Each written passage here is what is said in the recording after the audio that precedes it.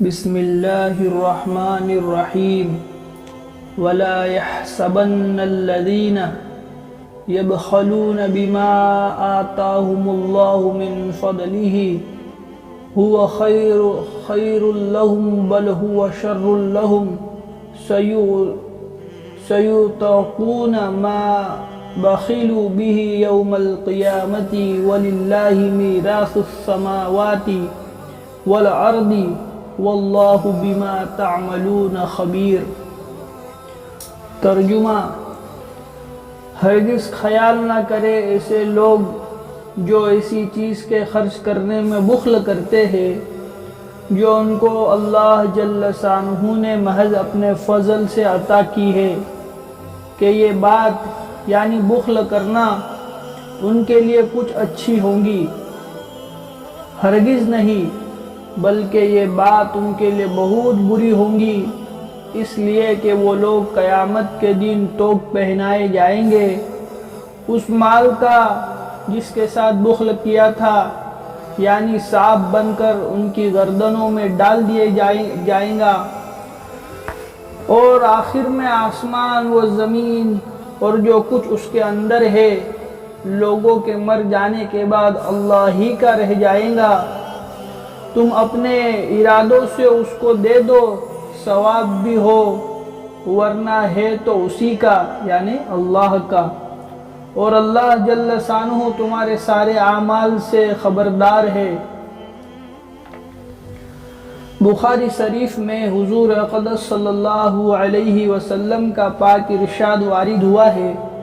کہ جس شخص کو اللہ جل شانہ نے مال عطا کیا ہو اور وہ اس کی زکوٰۃ ادا نہ کرتا ہو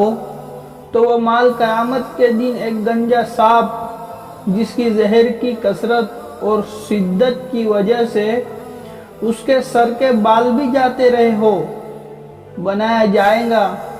جس کے منہ کے نیچے 2 نقطے ہوں گے، یہ بھی زہر کی زیادتی کی علامت ہے، اور وہ سانپ اس کے گلے میں ڈال دیا جائے گا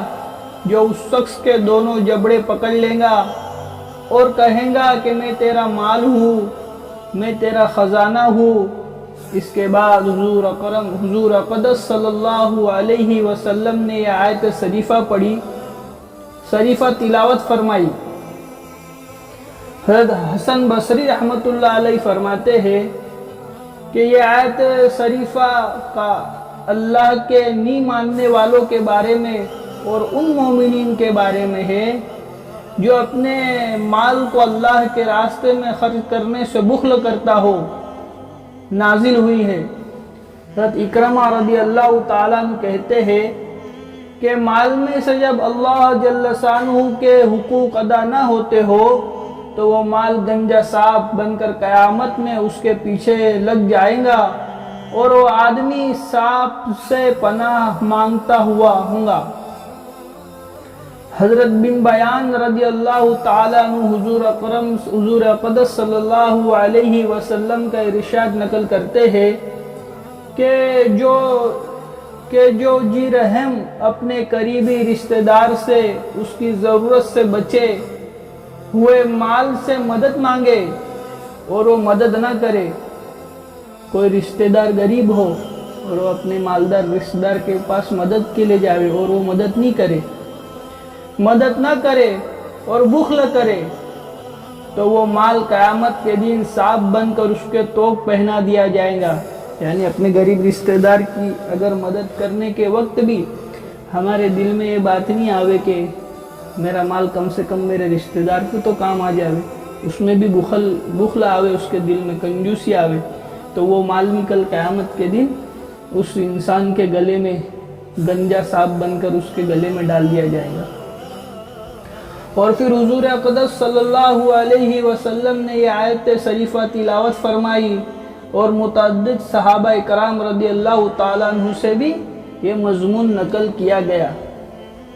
مسروق رحمت اللہ علیہ کہتے ہیں کہ یہ آیت شریفہ اس شخص کے بارے میں ہے جس کو اللہ جل شانہ نے مال عطا کیا اور وہ اپنے رشتہ داروں کے ان حقوق کو جو اللہ جل شانہ نے اس پر رکھے ہیں ادا نہ کرے تو اس کا مال سانپ بن کر اس کا توق پہنایا جائے گا۔ وہ شخص اس سانپ سے کہے گا کہ تو میرا پیچھا کیوں کیا؟ تو نے میرا پیچھا کیوں کیا؟ وہ کہے گا میں تیرا مال ہوں۔ امام راضی رحمت اللہ علیہ تفسیر کبیر میں تحریک فرماتے ہیں کہ اوپر کی آیت میں اللہ کے راستے میں اپنی جانوں کی شرکت کرنے کی تاکید و ترغیب تھی۔ اس کے بعد اس آیت میں اللہ کے راستے میں مال خرچ کرنے کی تاکید ہے اور تنبیہ ہے کہ جو لوگ اللہ کے راستے میں مال خرچ نہیں کرتے تو وہ مال سانپ بن کر اس کے گلے کا ہار بن جائے گا۔ اور اللہ کے راستے میں بھی مال خرچ کرنے پر بھی اگر انسان رکتا ہے تو اس پر بھی یہی عذاب ہوگا کہ وہ مال جو ہے کہ سانپ بن کر اس کے گلے میں ڈال دیا جائے گا۔ اس کے بعد امام راضی رحمت اللہ علیہ طویل بحث پر اس پر کہتے ہیں کہ جو شدید وعید اس آیت شریفہ میں ہے وہ تطوعات کے ترک پر تو مشکل ہے، ترک واجب پر ہی ہو سکتی ہے۔ البتہ واجبات کئی قسم کے ہیں۔ ایک واجب کیا ہے؟ اول اپنے اوپر اور اپنے ان اقارب پر خرچ کرنا جن کا نفقہ اپنے ذمہ واجب ہے۔ دوسری زکوٰۃ کے ادا کرنے پر۔ تیسرے جس وقت مسلمانوں پر بڑی مصیبت ہجوم ہو کہ وہ ان کے جان و مال کو ہلاک کرنا چاہتے ہو تو اس وقت سب مالداروں پر حسب ضرورت خرچ کرنا واجب ہے، جس سے مدافعت کرنے والوں کی مدد ہو کہ یہ دراصل اپنے ہی جان و مال کی حفاظت میں خرچ ہے۔ چوتھے نمبر پر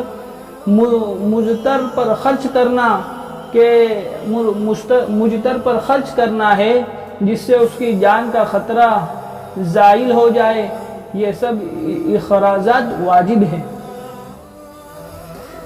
سبحان اللہ و بحمدہ، سبحانک اللہم و بحمدک۔